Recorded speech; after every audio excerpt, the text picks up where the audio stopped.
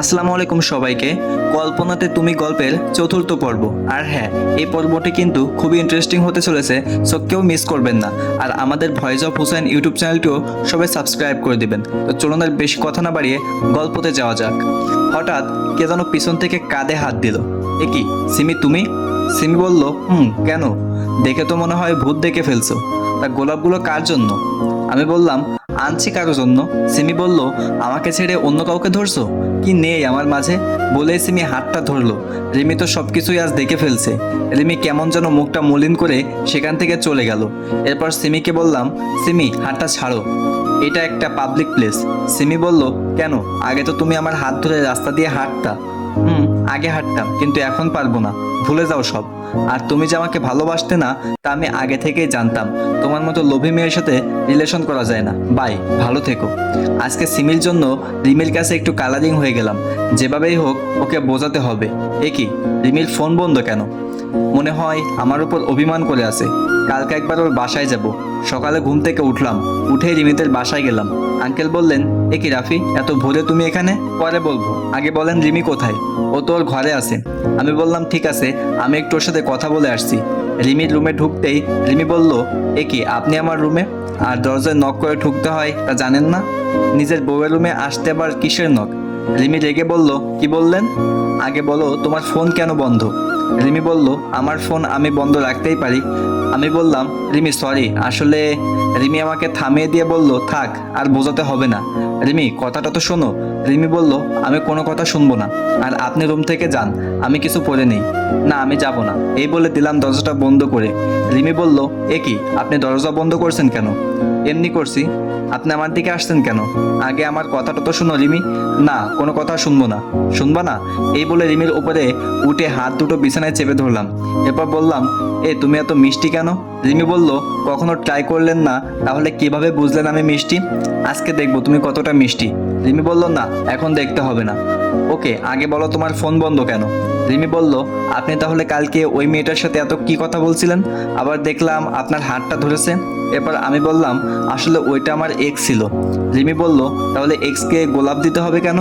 আসলে ওইটা তোমার জন্য ছিল। রিমি বলল, থাক, আর মিথ্যা বলতে হবে না। আচ্ছা সরি, আর এরকম হবে না। রিমি বলল, ইটস ওকে, এবার তো উঠুন, আমার লাগছে তো। না, উঠবো না। উঠবেন না? এই বলে আমাকে ধাক্কা দিয়ে সরিয়ে দিল। এ কি, রাতে কিছু পরে ঘুমাতে পারো না? রিমি বলল, পড়ছিলাম তো, কিন্তু অনেক গরম ছিল তো, তা কি করবো? আমি বললাম, তাড়াতাড়ি পোশাক পরো। রিমি বলল, চোখ বন্ধ করে আছেন কেন? দেখতে পারেন, আমরাই তো। আমি বললাম, না, আমার লজ্জা করে। এরপর রিমিকে স্কুলে নামিয়ে দিয়ে বাসায় চলে আসলাম। বউয়ের রাগ ভাঙানোর একটা টেকনিক কিন্তু আপনারা শিখে গেলেন। বাসায় আসার পরে আপু বলল, কিরে শয়তান, কোথায় ছিলি? আমি বললাম, কোথাও না আপু, একটু বাইরে গেছিলাম। আপু বলল, তাড়াতাড়ি নাস্তা কর, আজকে তুই আমাকে কলেজে নামিয়ে দিয়ে আসবি। আমি বললাম, আমি পারবো না। আপু বলল, রেকর্ড করা কথাগুলো কি আম্মুকে শোনাবো নাকি? আপু, তুমি সবসময় আমাকে ব্ল্যাকমেইল করো কেন বলো তো?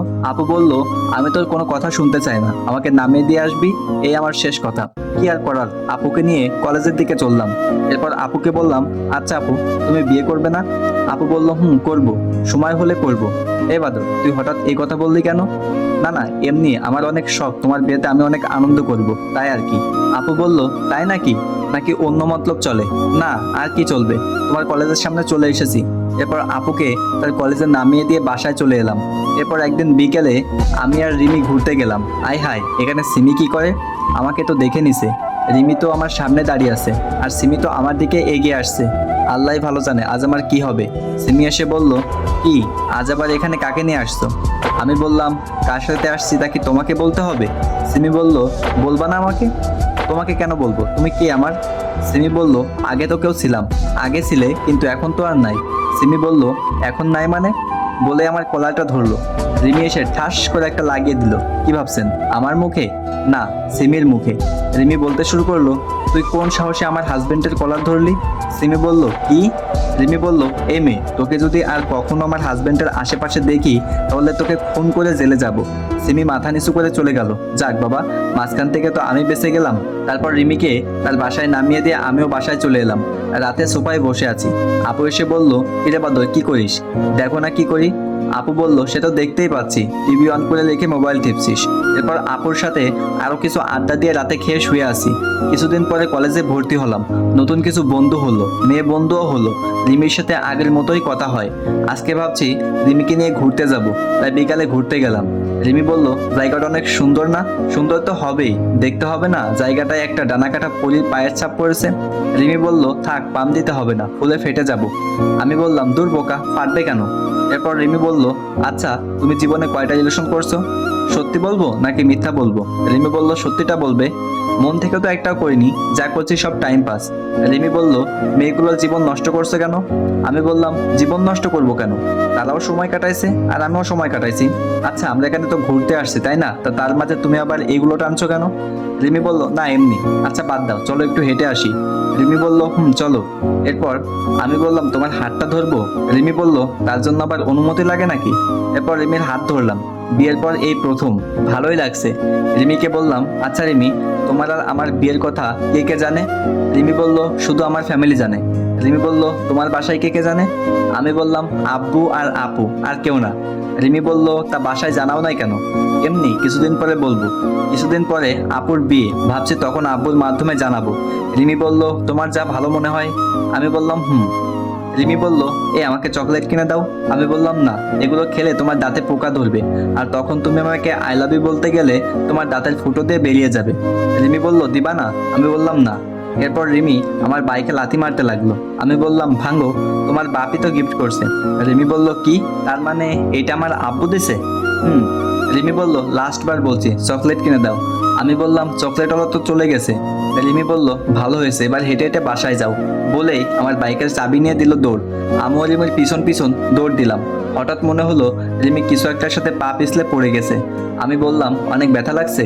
রিমি বলল, চলো তাহলে বাসায় যাই। এরপর আমি রিমিকে কোলে কোলে বাইক অব্দি আনলাম।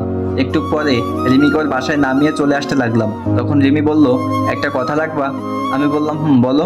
রিমি বলল, আজকে আমাদের বাসায় থেকে যাও না? কিন্তু বাসায় তো বলে আসিনি। রিমি বলল, এখন ফোন দিয়ে বলে দাও। ঠিক আছে, বলছি। এরপর বাসায় ফোন দিয়ে বললাম, আজ বন্ধুর বাসায় থাকবো। রিমির বাসায় ঢুকতেই আঙ্কেল বলল, কি রাফি, হঠাৎ এদিকে, এতদিন পরে? আমি বললাম, এমনি আঙ্কেল, এমনি চলে এলাম আর কি। আঙ্কেল বললেন, ওকে, ফ্রেশ হয়ে এসো, সবাই একসাথে বসে খাবো। এরপর খাওয়া দাওয়া শেষ করে আমি রিমির রুমে চলে এলাম। রিমি বলল, তোমার ফোনটা একটু দেবে? আমি বললাম, কেন? রিমি বলল, এমনি লাগবে। কেন বলবা তো? এমনি দরকার আছে, দাও না। সর্বনাশ, মোবাইলে মেয়ে বন্ধুদের সাথে সেলফি তোলা আছে। তো বন্ধুরা, গল্পটি কেমন লাগছে অবশ্যই সবাই কমেন্ট করে জানাবেন। আর হ্যাঁ, আপনারা কিন্তু লাইক কমেন্ট করছেন না, সবাই বেশি বেশি করে লাইক কমেন্ট করে দেবেন।